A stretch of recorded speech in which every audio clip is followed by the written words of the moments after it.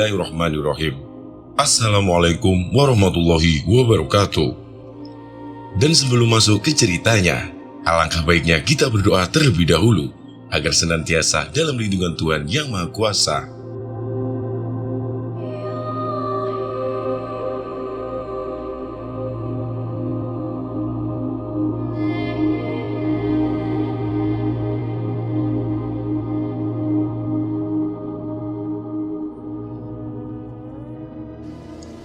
Istriku jadi korban pesugihan perias pengantin.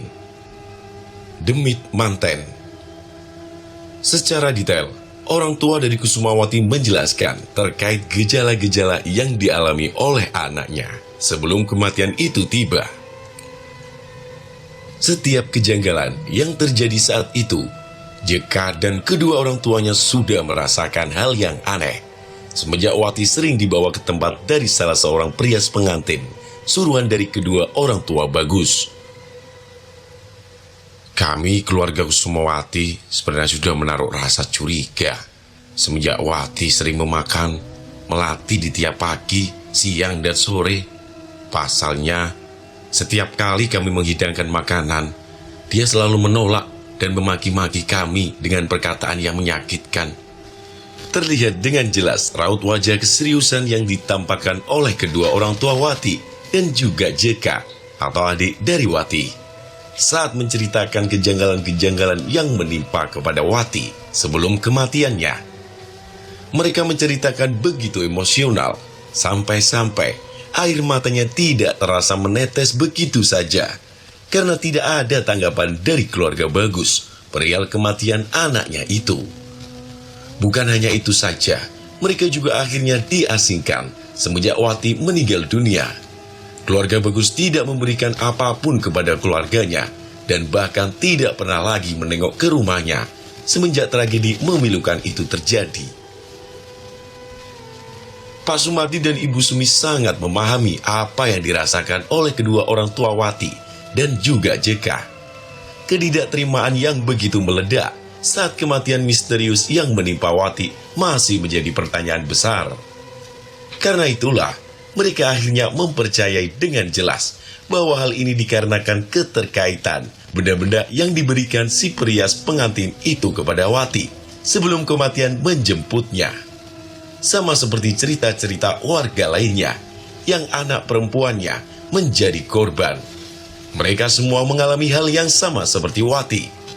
Namun apa daya, mereka semua tidak memiliki kekuatan untuk bisa mengungkapkan kebohongan dan kebengisan dari keluarga Bagus terkait dengan praktek ilmu hitam yang dijalankan oleh keluarga besarnya dengan bantuan dari demit pengantin yang disebut-sebut sebagai sosok pembantu dari proses pesugihan yang dilakukannya. Lantas, apakah ibu dan bapak tahu di mana rumah dari perias pengantin itu? Tanya Pak Sumardi. Kedua hanya menggeleng-gelengkan kepalanya. Mereka benar-benar tidak mengetahui atau bahkan diberitahu oleh orang-orang yang pernah menjadi bagian dari korban keluarga Bagus tersebut. Keberadaan dari si perias pengantin itu masih menjadi misteri. Tidak ada satupun orang yang mengetahui keberadaannya kecuali hanya keluarga dari Bagus dan orang-orang yang nantinya akan dijadikan tumbal. Kami tidak mengetahui tempatnya. Kalaupun kami tahu, kami sudah membakar jasadnya menjadi abu karena dosa besar yang diperbuatnya, ucap bapak dari Kusumawati ini. Pak Sumardi dan Ibu Sumi saling menatap satu sama lain. Sepertinya mereka sudah cukup tahu terkait informasi akan kematian misterius yang terjadi pada setiap para pengantin yang meninggal tepat di hari pernikahannya atau berada di antaranya. Nanti jika ada yang mau menikah, bisa tolong hubungi kami dulu tidak? Tanya Ibu Sumi. Sebentar lagi bulan nikah, Bu. Pasti ada beberapa dari mereka yang memakai jasa perias pengantin itu. Jelas orang tua dari Kusumawati. Memang benar, sementara lagi akan memasuki bulan nikah. Bulan di mana orang-orang yang akan berebut untuk menggunakan jasa perias pengantin tersebut. Biasanya, orang-orang yang menggunakan jasa perias pengantin yang dimaksud, mereka mendapatkan keuntungan yang lebih besar. Karena itulah, sebagian orang yang memang ingin menjadikan bulan nikah sebagai momentum pernikahannya. Mereka tidak terlalu banyak untuk mengeluarkan pengeluaran, karena untuk jasa perias pengantin yang dijajakan oleh keluarga Bagus, termasuk jasa pengantin yang paling murah namun memiliki kualitas yang sangat tinggi. Pak Sumardi dan Ibu Sumi akhirnya meminta izin untuk berpamitan. Keduanya juga kembali menyampaikan rasa duka yang begitu dalam terkait 1 tahun kematian dari seorang gadis yang baik hati yang bernama Kusumawati. Pak Sumardi, Ibu Sumi, bolehkah kami meminta tolong? Tanya Jeka, adik dari almarhumah Kusumawati. Silahkan, Jakanteng. Tolong, jangan ada korban seperti Mbak Wati lagi. Tolong bongkar kejahatan dari keluarga Bagus. Kami bukan orang yang bergerak di bidang itu, Jakanteng. Kami berdua hanyalah seorang petugas yang bisa memandikan jenazah yang diutus oleh desa. Jika itu ada orang lain yang mungkin lebih mumpuni dibandingkan kami. Kalimat itu menjadi penutup dari mata Jeka, Ibu Sumi, dan Pak Sumardi menemukan sebuah harapan. Harapan akan terungkapnya kematian yang sudah berlangsung selama 1 tahun lamanya. Namun lagi-lagi, sebelum Pak Sumardi dan Ibu Sumi pamit, orang tua dari Kusumawati memberitahu hal penting terkait keberadaan dari si perias pengantin. Menurut laporan para warga. Tunggu sebentar, Bu, Pak. Pak Sumardi dan Ibu Sumi terhenti sejenak. Mereka berdua menunggu kalimat selanjutnya yang akan diucapkan oleh bapak dari almarhumah Kusumawati ini. Kalau tidak salah, aku pernah mendengar kabar dari warga sekitar. Jika Bagus akan menikah dengan salah seorang wanita dari desa sebelah, mungkin mereka tahu akan tempat tinggal dari tukang rias pengantin tersebut. Lalu, apa yang harus kami lakukan? Tanya Ibu Sumi kepada bapak dari Kusumawati. Maksud saya, mungkin saja pernikahannya akan dilaksanakan beberapa hari ke depan. Dan yang aku takutkan, wanita tersebut adalah tumbal selanjutnya. Mendengar hal tersebut, Ibu Sumi dan Pak Sumardi hanya mengangguk paham. Mereka berdua memang berniat untuk menghentikan hal tersebut. Namun, untuk siapa orang yang mampu menghentikannya? Pak Sumardi dan Ibu Sumi akan melakukannya bersama dengan orang-orang yang mumpuni dalam bidang ini. Sekali lagi saya minta tolong, jangan ada korban yang sama seperti anak saya, pinta dari Bapak Kusumawati. Ibu dan Pak Sumardi pun mengiyakan apa yang dikatakan oleh orang tua Kusumawati. Terlihat dengan jelas keseriusan dari orang tua Kusumawati, sampai-sampai air matanya berjatuhan. Tak kalah mendengar kalimat itu, seperti memberikan sebuah arti tersirat, bahwa luka mereka belum juga kering dimakan waktu. Mereka semua berharap jika kematian dari Kusumawati dapat terungkap dan si pelaku bisa mendapatkan balasan yang setimpal dengan apa yang diperbuatnya. Matahari mulai tenggelam, suasana mendadak menjadi gelap. Orang-orang di desa Tejo Kromo segera memasuki rumahnya masing-masing. Selama seharian penuh, mereka berada di luaran rumah. Akhirnya, mereka beristirahat untuk berkumpul bersama dengan keluarganya masing-masing. Besok, kita harus ke desa sebelah. Bapak yakin mau ke sana? Jika pelakunya tidak ditemukan, lantas siapa yang akan menghentikannya? Atas kesepakatan dari mereka berdua, akhirnya mereka memutuskan untuk mendatangi desa sebelah pada pagi hari untuk menemui wanita yang nantinya akan dinikahkan oleh Bagus. Desa sebelah, Desa Wongso, atau bukan nama asli sebenarnya. Namun, berbeda di desa sebelah, desa yang ditinggali oleh keluarga Dini, tampaknya terlihat seorang wanita yang dikabarkan akan menikah sebentar lagi, sedang melakukan gerakan aneh di penghujung maghrib itu. Ia menari-nari di dekat kamarnya, sembari menyanyikan lagu yang bisa digunakan untuk menyambut pengantin Jawa pada umumnya. Di saat yang bersamaan, Ibu Sri dan juga Pak Terjo merasa aneh dengan perilaku anaknya yang tiba-tiba berubah. "Duk, kowe nang opo?" tanya Pak Terjo. Saat Pak Terjo menanyakan hal tersebut, Dini justru tersenyum. Lalu tidak lama kemudian dia menundukkan setengah badannya sembari mengatakan, "Aku ini sedang mengalami kebahagiaan. Sebentar lagi bulan pernikahan akan tiba." Pak Terjo dan Ibu Sri hanya terdiam saat anaknya mengatakan hal tersebut. Mereka berdua benar-benar tidak mengerti terkait apa yang dikatakan oleh anaknya. Bulan pernikahan yang dimaksud. "Ibu, ayo ikut aku," ucap Dini sembari menarik tangan ibunya dengan kencang. Tangan Ibu Sri ditarik menuju ke sebuah kamarnya. Kamar yang terbuat dari anyaman bambu, namun tampak terlihat nyaman. Itu terdapat satu benda yang sangat berharga menurut Dini saat itu. Dia adalah cermin. Cermin yang berada di meja tempat dirinya merias menjadi sebuah benda yang sangat disenanginya kali ini. "Bu, aku cantik kan?" tanya Dini. "Iya, Nduk, kamu cantik.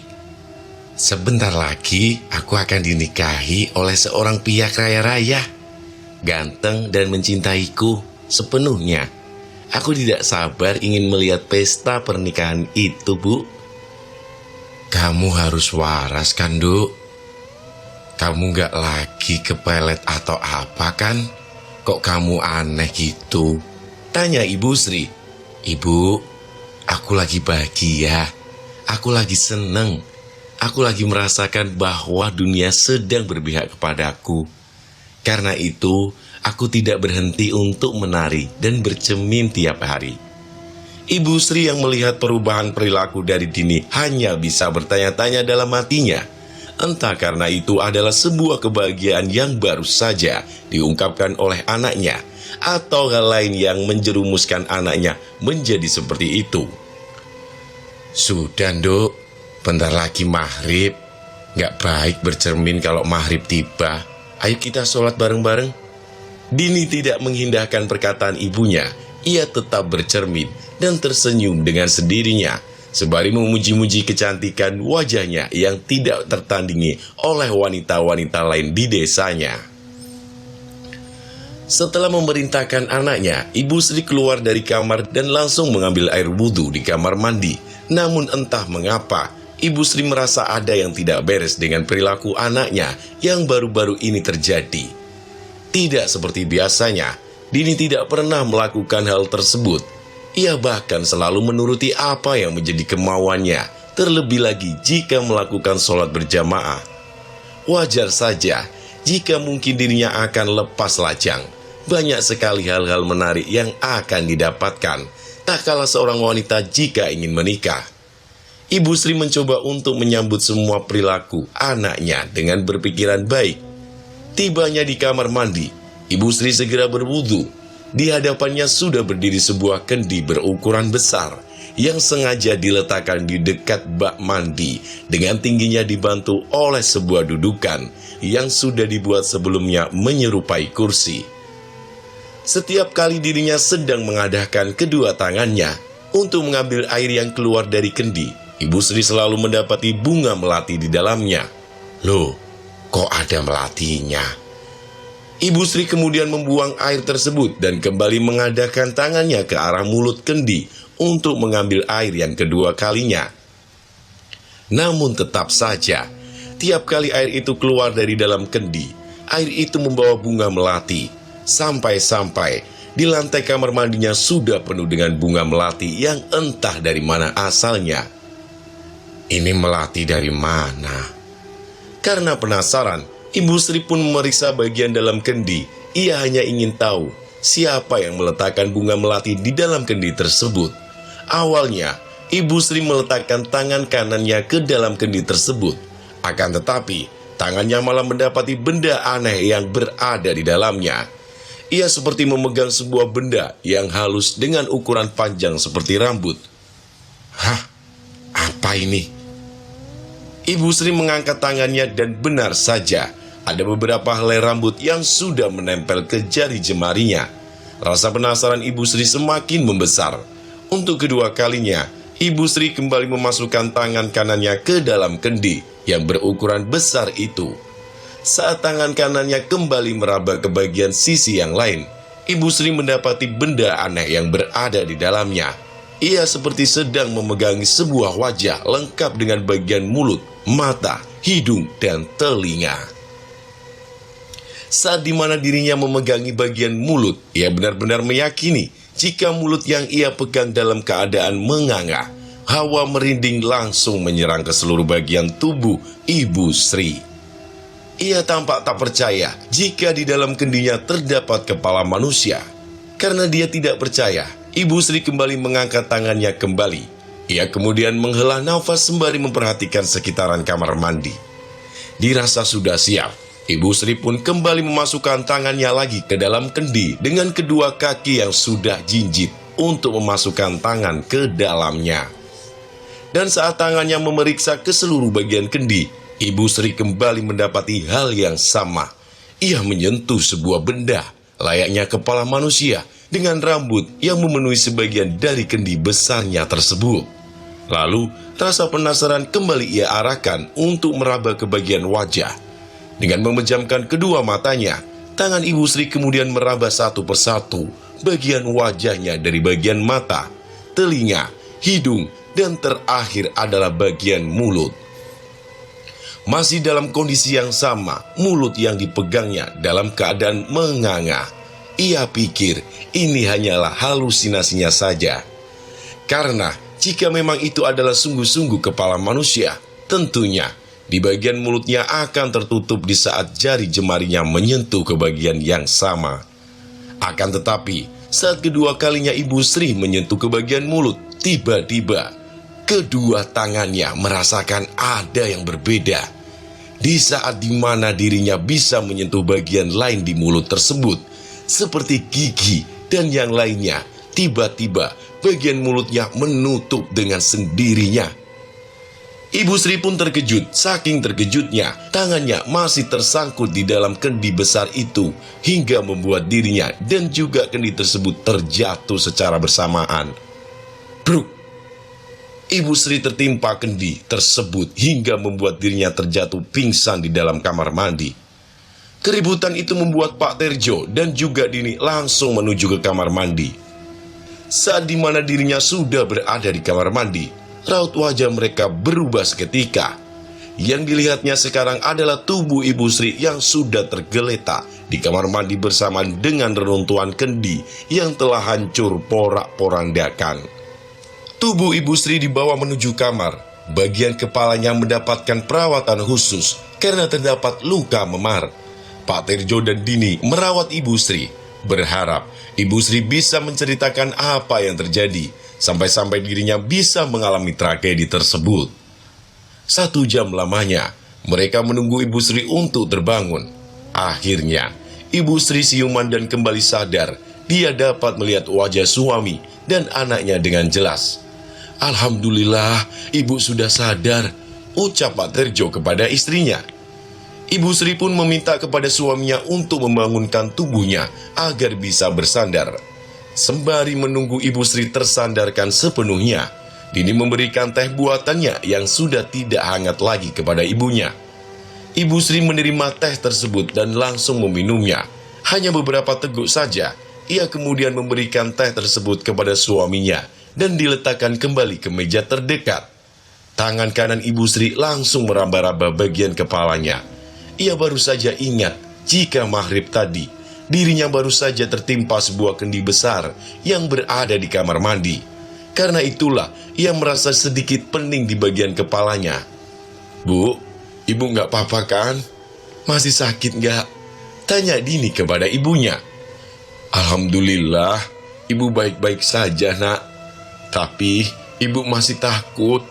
Takut apa, Bu? Ibu merasa di rumah ini ada yang gak beres. Pak Terjo dan Dini hanya terdiam saat Ibu Sri mengatakan hal tersebut. Mereka berdua justru kebingungan dengan asumsi yang tercipta dari Ibu Sri setelah dirinya tertimpa kendi di kamar mandi.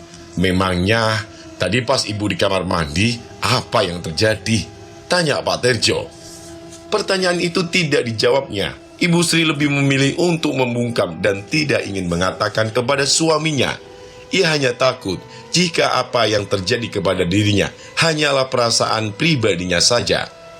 Hanya saja dirinya menjadi trauma. Dia mengalami trauma berat dengan berbauan melati yang ada di rumahnya. Pasalnya, tiap kali dirinya mencium bebauan melati, Ibu Sri akan mendapati hal-hal aneh yang berada di luar kendali dirinya dan di luar kebiasaan yang pernah dirasakan selama bertahun-tahun berada di rumah. 5 hari sebelum pesta pernikahan, mentari kembali bersinar. Seperti biasa, Pak Terjo kembali menjalani kegiatan sehari-harinya sebagai petani. Kali ini, Pak Terjo hanya ditemani oleh Dini, sedangkan Ibu Sri dan memilih untuk berada di rumah sendirian semenjak kejadian dirinya tertimpa kendi besar yang ada di kamar mandi. Ibu di rumah saja nggak apa-apa ya, ucap Pak Terjo kepada Ibu Sri. Iya Pak, Ibu istirahat di rumah aja. Nanti Bapak dan Dini akan pulang cepat. Ibu Sri hanya mengangguk. Semenjak kejadian mengerikan yang menimpa dirinya, Ibu Sri lebih banyak untuk berada di kamar. Sebelum pergi menuju sawah, Dini selalu ingat untuk selalu melakukan lakon yang diamanatkan oleh Bi Imah kepadanya. Dini harus memakan bunga melati dan menyisir rambutnya dengan menggunakan sisir khusus. Kebetulan, saat itu pintu kamar sengaja ia buka dengan lebar. Tujuannya agar Pak Terjo memanggilnya. Dini langsung keluar dari kamar tanpa harus membuka pintu terlebih dahulu. Namun, tak kala Dini sedang menyisir rambutnya sembari bercermin, tiba-tiba dari cerminnya dia melihat seorang wanita mengenakan pakaian ala pengantin berjalan melewati kamarnya. Sontak saja, Dini segera membalikkan badan dan langsung meletakkan sisir tersebut ke meja riasnya. Ia perlahan berjalan keluar dari kamarnya. Di luar kamarnya, Dini sudah mendapati Pak Terjo yang sudah duduk di ruang tamu. Karena penasaran, Dini pun bertanya kepada bapaknya, "Pak, tadi ada yang lewatin kamar aku ya?" "Gak ada kok. Bapak dari tadi nungguin kamu di sini. Gak ada yang lewat. Orang ibu kamu juga ada di kamar." Dini hanya terdiam. Ia kembali menengok ke arah belakang, yang mana tepatnya berada di sekitaran kamar mandi.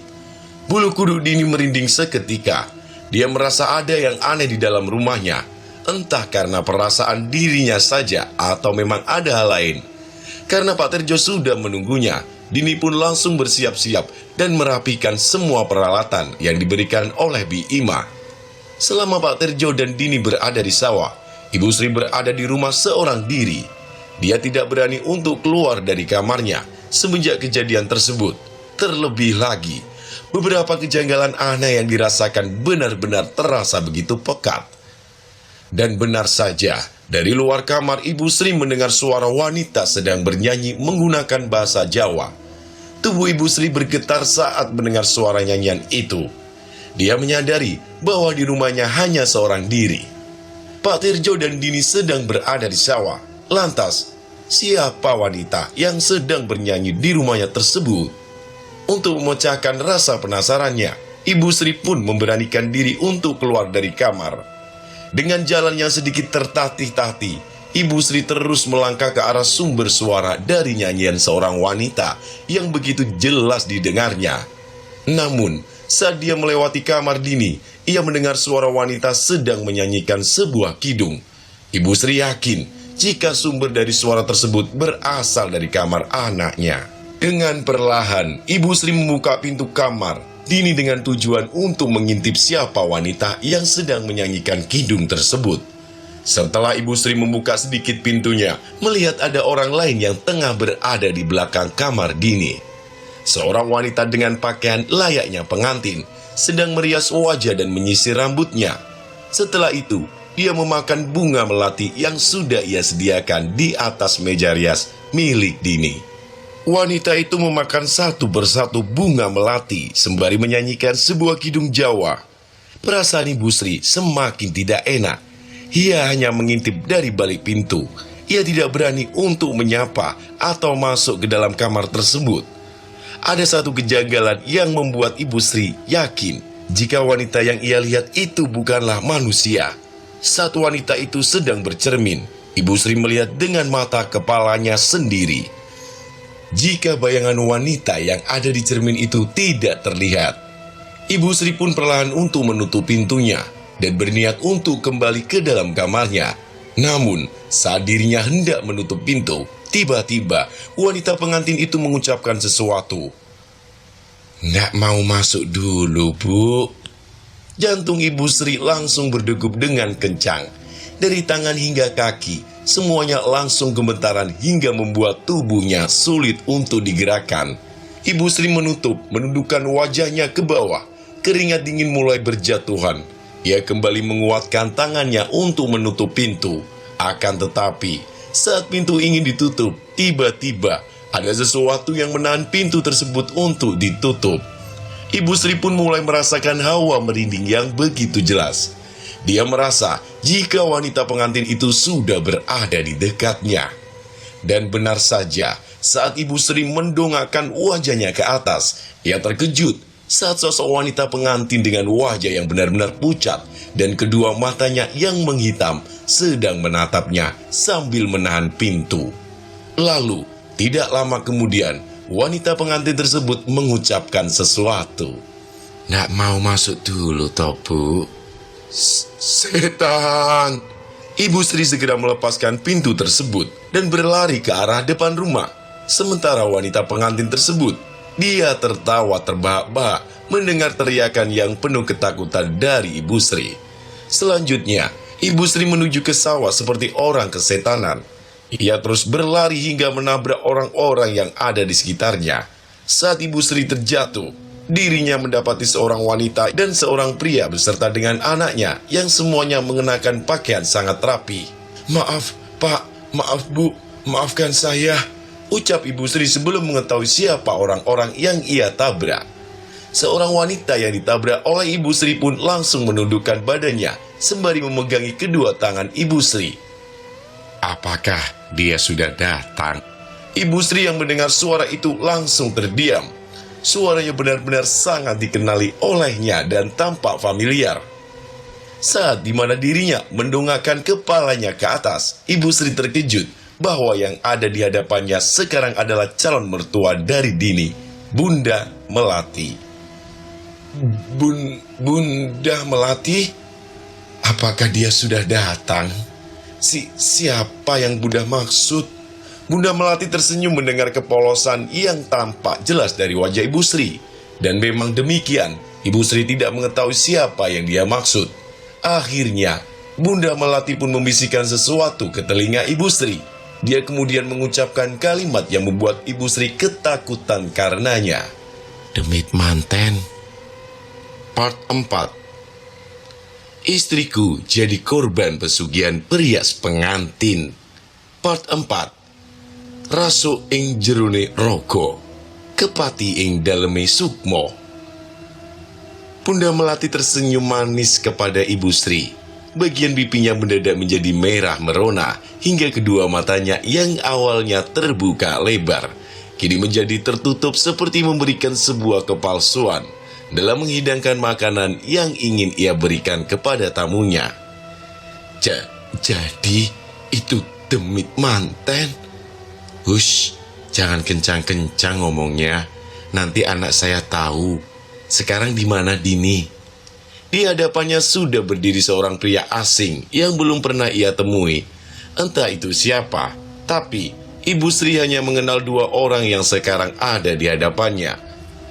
Dua orang tersebut adalah Bunda Melati dan juga Bagus. Sedangkan satu pria yang sedari tadi memandangnya dengan pandangan bengis masih berdiri terpaku sembari menghisap rokok kreteknya yang sangat menyerbak itu.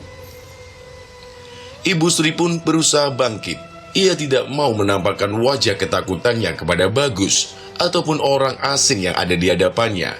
Kali ini benar-benar diajarkan oleh Bunda Melati untuk berlaku dalam senyum palsu untuk menghindari kecurigaan. Bagus yang awalnya terdiam, kini dia menerobos maju ke depan. Ia kemudian mencoba untuk memapah langkah Ibu Sri yang sudah tertatih-tatih. "Ibu nggak apa-apa kan?" tanya Bagus. Ibu baik-baik aja, Nak. Terima kasih ya. Bagus memperhatikan luka di bagian kepala Ibu Sri. Ia tahu, mungkin semalam tadi, calon mertuanya ini mendapatkan sebuah tragedi hingga membuat kepalanya menjadi terluka, sampai-sampai harus menutupi menggunakan kain perban. Ibu Sri pun mengantarkan mereka semua menuju ke dalam rumah. Seperti biasa, ketika ada tamu, Ibu Sri langsung buru-buru untuk menuju ke bagian belakang rumahnya. Namun entah kenapa, di saat dirinya melewati kamar Dini, Ibu Sri masih merasakan merinding yang sama. Ia masih teringat dengan jelas akan penampakan dari wajah sosok demit manten tersebut. Sejak itu, Ibu Sri terdiam sembari menatap kamar Dini. Tentu saja, hal ini membuat Bagus dan yang lainnya bertanya-tanya. "Bu, ada apa?" tanya Bagus. Ibu Sri memegangi kepalanya. Ia berusaha untuk menolak segala ketakutan dan tekanan yang pernah ia rasakan beberapa hari terakhir ini. Berbeda dengan Bunda Melati, ia tampak tersenyum dari kejauhan. Kali ini, Bunda Melati benar-benar tahu di mana lokasi tempat demit manten itu berada. Ia kemudian melangkah mendekati Ibu Sri yang masih berdiri mematung di hadapan kamar Dini. Langkahnya tampak anggun hingga membuat Bagus dan seorang pria asing di sebelahnya merasakan ada yang tidak beres dengan cara berjalan dari seorang Bunda Melati. Setibanya di dekat Ibu Sri, Bunda Melati langsung memegang pundak Ibu Sri dan mengatakan sebuah kalimat. "Aku tahu apa yang sedang kau takuti saat ini. Orang Jawa bilang, jika kamu takut akan pantangan, maka kamu juga akan merasakan hal itu." Kalimat itu seperti membuat keyakinan Ibu Sri kembali dengan seketika. Bunda Melati sudah tahu apa yang ditakuti oleh Ibu Sri. Tatapan matanya yang begitu tajam membuat Ibu Sri kembali melanjutkan perjalanannya menuju ke arah belakang rumah untuk menyiapkan hidangan untuk Bunda Melati dan yang lainnya. 5 menit kemudian, Ibu Sri kembali ke ruangan depan sembari membawa makanan dan minuman yang nantinya akan dihidangkan untuk Bunda Melati dan yang lainnya. Akan tetapi, dilihat dari cara langkah yang dilakukan oleh Ibu Sri, tampaknya ia merasa sedikit tertekan. Langkahnya seperti sedikit tergesa-gesa hingga membuat minuman yang ia bawa menjadi tumpah di bagian nampan. Kedua tangannya bergetar seperti menahan rasa takut. Sebelum lagi dengan kedua matanya yang selalu menunduk ke bagian bawah. Ibu Sri benar-benar merasa ketakutan terhadap sesuatu. "Monggo silakan," ucap Ibu Sri dengan nada yang rendah. Bunda Melati membuka tas yang sudah berada di pangkuannya. Ia kemudian mengambil sebuah kantong kresek berwarna hitam yang berisi bunga melati. Baunya yang menyerbak membuat orang-orang yang ada di sekitarnya merasa risih. Bunda Melati tidak peduli. Cemilannya di waktu pagi haruslah menggunakan bunga melati dan kopi hitam. Bercampur dengan jajanan pasar, serangkaian cemilan yang disiapkan oleh Bunda Melati mengundang perasaan aneh di setiap lubuk hati orang-orang yang melihatnya. "Kopi hitam ini seperti jantungku, sedangkan bunga melati ia seperti darah yang mengalir ke tubuhku. Aku harus memakan dan meminum ini tiap pagi hari." Bagus tidak heran jika ibunya memang menyukai dua makanan yang aneh tersebut. Sudah sejak lama orang tuanya ini selalu menyajikan hidangan yang berbeda di saat memulai sarapan di pagi hari. Selagi Bunda Melati menyantap hidangan, Ibu Sri meminta izin untuk pergi ke bagian belakang untuk menuju ke kamar mandi. Akan tetapi, sebelum Ibu Sri bangkit dari duduknya, Bunda Melati tiba-tiba menyumpahi Ibu Sri dengan sumpah serapah yang mengerikan. "Jika tidak jiwamu yang terikat, maka sukmamu yang terjebak. Tidak sopan sekali dirimu meninggalkan tamu yang sedang menyantap hidangan." Ibu Sri tidak mengindahkan perkataan tersebut. Ia tetap meninggalkan Bunda Melati dan melangkah kakinya menuju belakang rumah. Dirinya memang tidak ada urusan yang penting dengan Bunda Melati. Namun berbeda dengan Bagus, Bagus justru meminta kepada ibunya untuk menarik kembali sumpah serapah yang baru saja ia ucapkan kepada calon mertuanya itu. "Bunda, aku minta untuk tarik sumpah serapah itu. Ibu Sri kelak akan menjadi mertuaku," jelas Bagus. "Kamu salah, anakku." Bunda Melati kembali menelan kembang melati, lalu menyeruputi kopi hitam kesukaannya. Sembari menatap kamar Dini, ia sudah tahu letak keberadaan demit manten yang sudah tiba di rumah Ibu Sri itu. Dia tidak akan lama lagi hidup, nak. Untuk dirinya dipertahankan seperti itu. Saat dimana Bunda Melati masih memperhatikan kamar Dini, tiba-tiba pandangan Bagus menuju ke arah yang sama. Dia merasa ada yang aneh dengan kamar calon istrinya tersebut. Dan benar saja, tidak berselang lama, pintu kamar Dini terbuka dengan sendirinya. Hawa merinding langsung terasa kuat di tubuh Bagus saat itu juga. Lalu, dari dalam kamar tersebut terdengar suara gemerincing gelang dari tangan pengantin yang dibunyikan dengan sengaja. "Bunda, jangan bilang kalau ini adalah..." "Kita tidak akan memiliki ikatan darah kepada siapapun, nak. Terlebih lagi kepada orang-orang yang berada di bawah kita, nak. Warga desa di sini dan sekitarnya selamanya akan menjadi tumbal." Ketakutan Bagus semakin membesar tak kala suara gemerincing itu sudah dekat dengan keberadaan pintu kamar. Dia yakin sebentar lagi akan keluar sosok yang ia ketahui sebelumnya. Sosok yang pernah merasuki dua wanita yang merupakan istri dari Bagus sebelumnya. Dua wanita tersebut bernama Rahayu dan Kusumawati. "Rahayu," ucap Bagus. Dari kamar Dini terlihat dengan jelas jari jemari dengan kuku-kukunya yang panjang dan runcing keluar dari bagian daun pintu. Disambut dengan suara gemericik gelang, akhirnya sosok demit pengantin keluar dengan menampakkan wajah yang penuh dengan dendam dan kebengisan.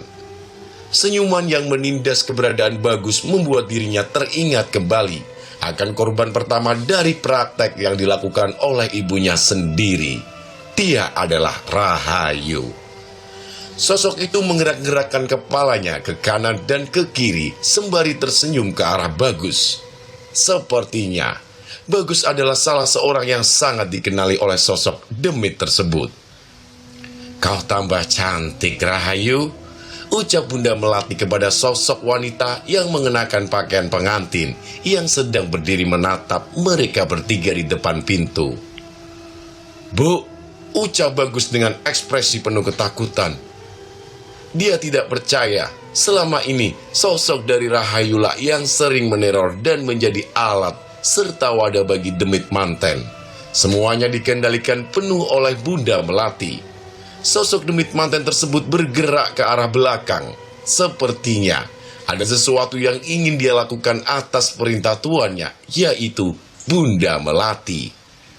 Berbeda dengan Bagus, dia justru bergerak maju dengan tujuan untuk menghalangi kehendak dari demit manten yang ingin mencelakai Ibu Sri.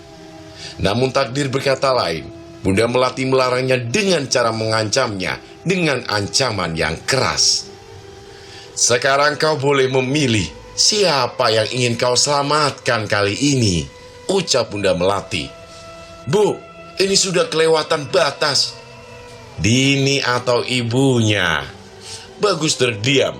Ia bahkan tidak bisa mengatakan apapun untuk memilih pilihan yang diajukan oleh ibunya. Kejam memang. Dalam kehidupannya, Bagus hanya dituntut untuk memilih. Sedangkan kedua orang tuanya, dengan seenak jidatnya, dia memainkan kehidupan dan kematian seseorang demi ambisi yang diinginkannya pribadi. Sementara itu, Pak Sumardi dan Ibu Sumi menuju ke salah satu rumah warga. Dia berkeinginan untuk menanyakan terkait siapa yang nantinya akan dinikahkan oleh seorang pria kaya raya dari desa sebelah. Namun, sudah beberapa rumah warga yang ia kunjungi, tidak ada satupun warga yang mengetahui terkait hal tersebut. Dan tiba saatnya ketika mereka berdua menemui seorang wanita tua yang sedang menyapu halaman rumahnya seorang diri. Wanita tua tersebut tampak cuek, Tak kalah Pak Sumardi dan Ibu Sumi menanyakan terkait keberadaan wanita yang nantinya akan dinikahkan oleh seorang pria kaya raya dari desa Tejo Kromo. Leher wanita tua tersebut dilapisi dengan kain. Sangat aneh bagi Ibu Sumi dan Pak Sumardi yang melihat pemandangan tidak biasa di salah seorang warga yang ada di desa Wongso ini. Entah mengapa, keanehan di tiap orang-orang memiliki perbedaan yang sangat aneh. "Permisi Mbah, kami ingin bertanya terkait seorang wanita yang kelak akan menjadi pengantin di desa ini. Apakah si Mbah mengetahuinya?" tanya Ibu Sumi. "Siapa namamu nak? Dari mana asal kalian berdua? Ada perlu apa kalian datang ke sini?" Nama saya Sumi. Ini suami saya Sumardi. Kami berdua adalah seorang lebih yang mengurus keterkaitan pernikahan dan kematian orang-orang yang ada di desa Tejo Kromo. Kalian lebih dari desa sebelah. Benar Mbah. Wanita tua tersebut terdiam. Dia kemudian menatap satu persatu wajah dari Ibu Sumi dan Pak Sumardi. Tatapannya penuh dengan ketidaksukaan terhadap mereka berdua. "Namaku Suryani. Panggil aku Mbah Sur." Baik Mbah Sur." Wajahnya yang semula penuh dengan pertanyaan kini berangsur-angsur menjadi wajah yang penuh dengan intimidasi terhadap lawan pembicaraannya. "Sopo sing dadi ngunduh jiwa selanjutnya?" Pak Sumardi dan Ibu Sumi saling menatap. Mereka tidak mengerti maksud dari kalimat wanita tua tersebut. Yang mereka tahu, dalam istilah pernikahan di sukunya, ngunduh manten adalah sebuah kalimat yang tepat. Namun, dengan perkataan yang baru saja diucapkan oleh wanita tua tersebut, Ibu Sumi dan Pak Sumardi hanya terdiam. Bahkan mereka berdua kembali menanyakan apa maksud dari ngunduh jiwa yang dimaksud. "Ngunduh jiwa niku nopo Mbah?" Tidak ada jawaban yang terucap dari mulut wanita tua tersebut. Ia hanya memalingkan wajahnya ke bagian kanan dan kiri sekitaran rumah-rumah warga. Pak Sumardi dan Ibu Sumi hanya menunggu jawaban yang mungkin saja akan menjadi kunci utama untuk mengungkapkan kebusukan yang sudah terjadi selama bertahun-tahun ini. "Mari masuk," pinta wanita tua tersebut. Pak Sumardi dan Ibu Sumi pun mengikuti perintah yang disampaikan wanita tua tersebut. Mereka berdua segera memasuki rumah sederhana yang dindingnya terbuat dari anyaman bambu. Setibanya mereka di dalam rumah tersebut, Ibu Sumi dan Pak Sumardi terkejut saat melihat dinding rumah tersebut.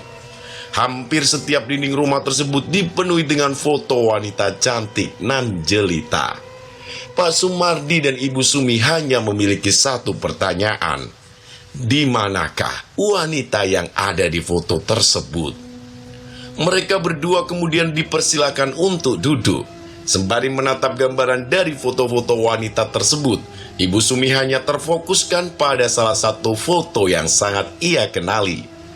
Foto tersebut adalah foto seorang wanita yang mengenakan pakaian pengantin dengan kedua tangan yang sedang mengandakkan ke arah depan. Ketika diteliti lagi, ternyata di bagian tangan tersebut terdapat beberapa buah bunga melati. "Pak, kenapa Bu? Wajah wanita ini mirip seperti sosok pengantin yang 1 tahun lalu menerorku. Maksud Ibu, Pak, dia adalah wanita yang meminta tolong kepadaku. Dia wanita yang selama ini aku cari. Wanita itu, dia seperti sosok pengantin yang kita temui." Tidak berselang lama, si wanita tua yang dipanggil Simbah atau Mbah tersebut hadir sembari membawakan hidangan berupa makanan dan minuman. Ibu Sumi langsung merasa canggung. Ia menganggap dirinya sudah berlebihan terhadap apa yang sudah terjadi lama terhadap dirinya sendiri. Langkah kaki si Mbah itu menuju ke sebuah meja kayu dengan ukuran setinggi paha orang dewasa. Ia meletakkan hidangan tersebut dengan penuh hati-hati. Tidak disangka, buah pikiran yang baru saja diucapkan oleh Ibu Sumi didengar oleh Simba. "Dia adalah anakku," ucap Simba itu. Maksud Mbah?" tanya Ibu Sumi. Ibu Sumi memperhatikan gerak-gerik si wanita tua itu. Ia kemudian terduduk di sebuah kursi yang mampu menghadap keduanya secara langsung. Salah satu tangannya masuk ke dalam kantong baju. Sepertinya ada sesuatu yang ingin ia beritahu terkait apa yang selama ini menjadi sesuatu yang ditakutinya. "Bunga ini," ucap Simba itu sembari menunjukkan bunga melati kepada Pak Sumardi dan juga Ibu Sumi. "Bunga ini adalah lambang dari ketulusan cinta seorang wanita yang bernama Rahayu." Ibu Sumi dan Pak Sumardi pun mendengarkan awal mula terjadinya ngunduh jiwa. "Dia adalah anak yang baik, anak yang penuh dengan kesetiaan. Cintanya benar-benar sehalus sutra. Tapi sayang, dia harus menjadi korban dari perias pengantin itu." Ternyata awal mula terjadinya ngunduh jiwa adalah saat di mana anak dari Simbasur yang bernama Rahayu didatangi oleh 4 orang asing yang bermaksud ingin menjadikan Rahayu sebagai calon menantunya. 2 dari ke-4 orang tersebut memiliki ikatan darah, sedangkan sisanya bukanlah pasangan suami istri, melainkan sebuah pasangan yang hanya dijadikan sebagai wadah ritual. Jelas Mbah Sur. Aku tidak memahami akan penjelasan Mbah Sur. Mbah Sur, boleh jelasin lebih detail? Tepatnya saat dimana Rahayu akan dipersunting oleh salah seorang pria yang bahkan belum dikenalinya sama sekali. Rumah kami didatangi oleh 4 orang asing. 2 dari mereka mengaku sebagai pasangan, sedangkan sisanya adalah seorang ibu dan juga anak. Ibu Sumi mulai memahami penggambaran yang diberikan oleh Mbah Sur terkait dengan latar belakang terjadinya ngunduh jiwa yang sudah memakan lebih dari 8 korban dalam 1 tahun terakhir. Mereka meminta kepadaku untuk mengikhlaskan Rahayu agar bisa dipersunting oleh seorang pria yang bernama Bagus. Mbah Sur saat itu tidak mengenal siapa mereka semua. Yang mereka tahu, salah satu dari mereka berempat adalah orang yang memiliki nama di desa Tejo Kromo. Dia adalah Bunda Melati, orang yang dikenal karena kemajuan usahanya yang begitu sangat pesat.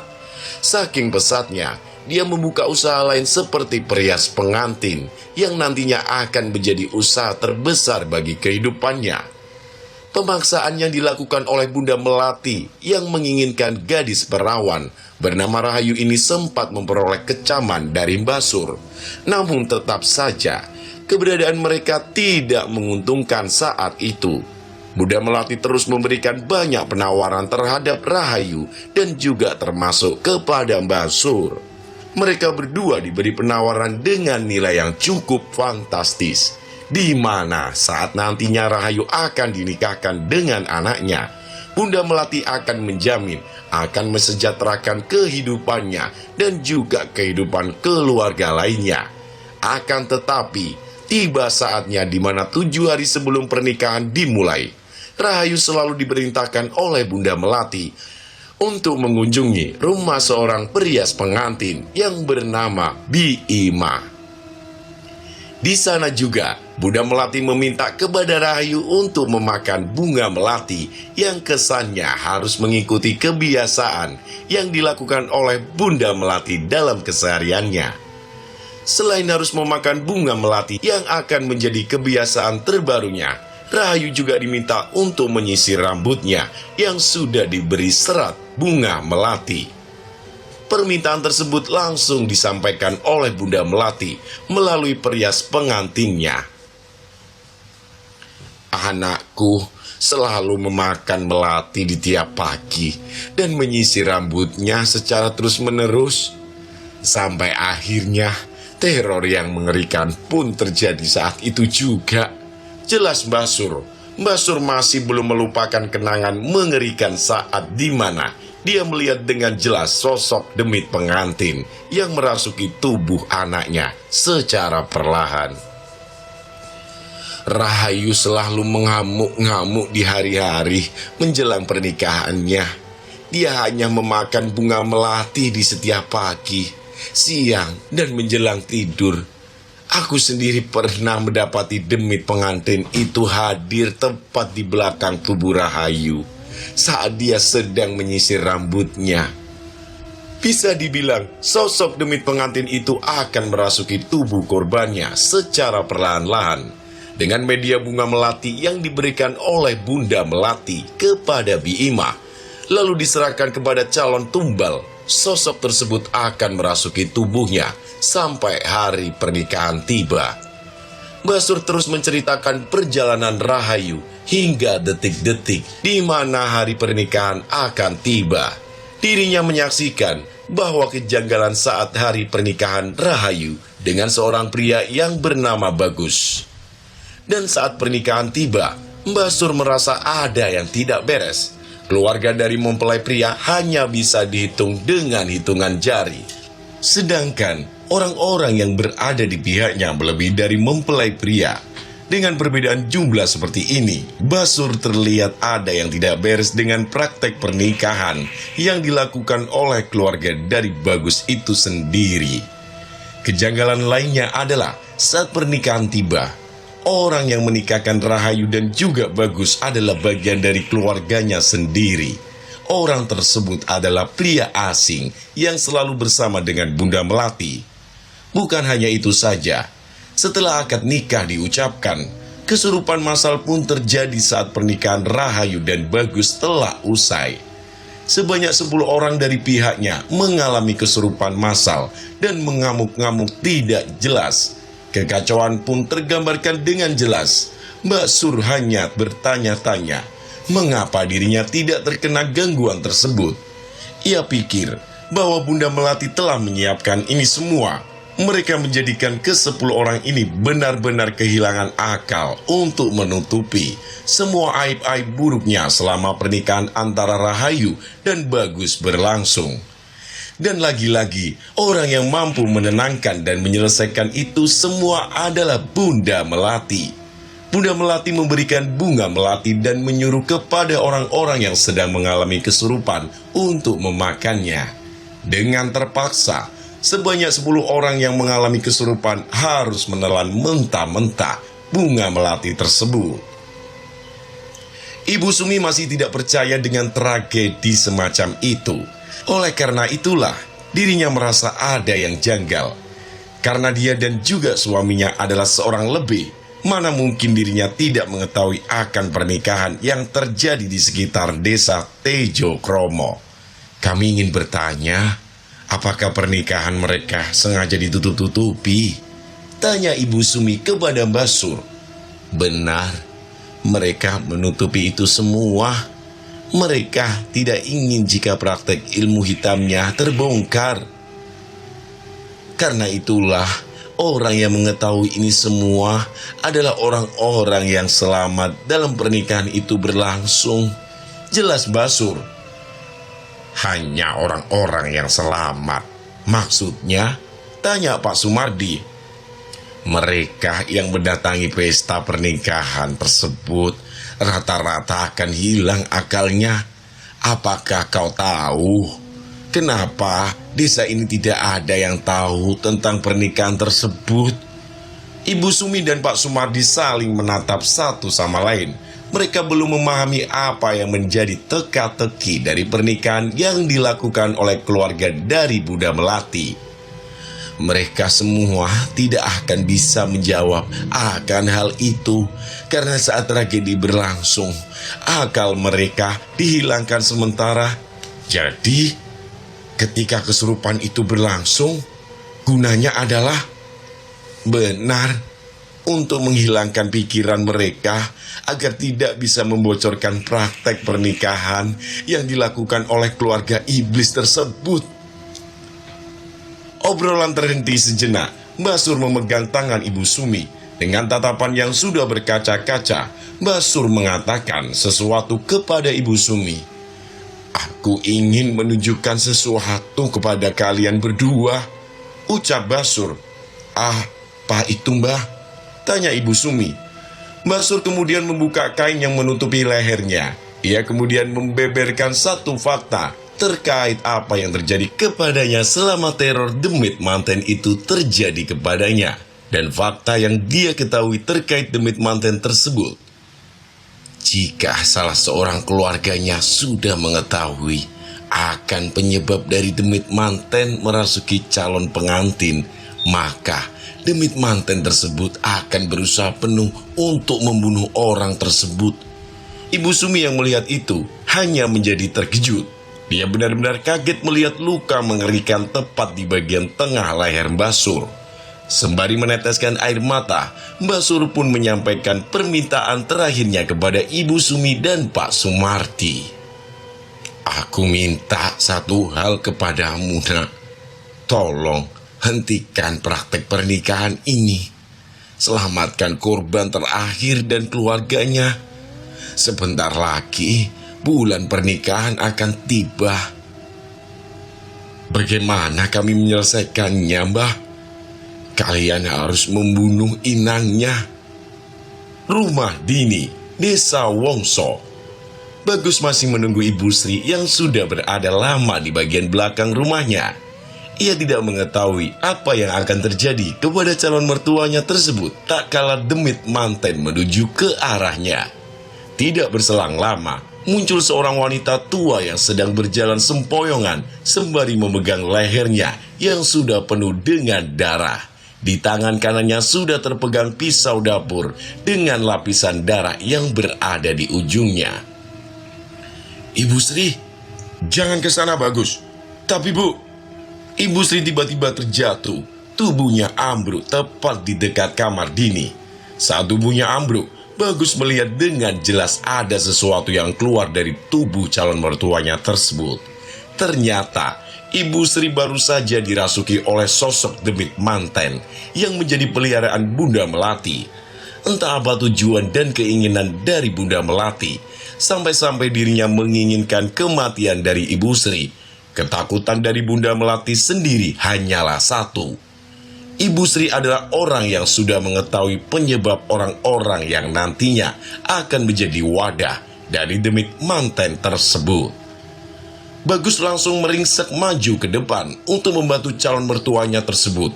Ia tidak memperdulikan apa kata orang tuanya jika memang itu adalah hal terlarang baginya. "Ibu Sri!" Dengan terpaksa, Bagus pun langsung menggotong tubuh Ibu Sri menuju kamarnya. Ia segera mencari kain untuk menutupi peredaran darahnya. Ia tidak rela jika mertuanya harus meninggal dunia karena ulah ibunya sendiri. Hari yang kelam bagi Ibu Sri. Dia menjadi orang incaran dari Bunda Melati karena telah mengetahui sesuatu yang nantinya bisa menjadi pembongkar dari aib-aib Bunda Melati itu sendiri. Setelah pendarahan Ibu Sri terhenti, Bagus meninggalkan Ibu Sri seorang diri di dalam kamarnya. Kehadiran Bunda Melati ternyata memberikan sebuah peringatan kepada Ibu Sri untuk tidak mencampuri keinginannya di atas keinginan tahunya terkait apa yang nantinya terjadi kepada putri kesayangannya, Dini. Sebelum meninggalkan rumah Ibu Sri, Bunda Melati berjalan ke arah kamar Dini. Ia kemudian membuka pintu kamar Dini. Saat pintu kamar terbuka, Bunda Melati langsung tersenyum begitu menatap cermin. Dia sedang melihat seorang pengantin sedang merapikan rambutnya dengan menggunakan sisir yang sudah dilapisi dengan serbuk melati. "Tinggallah di sini lebih lama sampai hari pernikahan tiba, Rahayu. Sebentar lagi aku akan mendapatkan pengantinmu," ucap Bunda Melati. Mereka pun pergi meninggalkan Ibu Sri seorang diri di dalam rumah. Sembari berjalan ke arah mobil, Bunda Melati pun menaburkan melati ke sekitaran jalan. Ia merasa jika hari ini sangatlah indah. Ia bisa melihat tetesan darah yang bercampur dengan harumnya Ia merasakan jika hari ini sangatlah indah. Ia melihat tetesan darah yang bercampur dengan harumnya melati. Suatu saat, melati-melati ini akan berubah warna menjadi merah merona, layaknya darah. Setiap orang yang terikat akan terperangkap.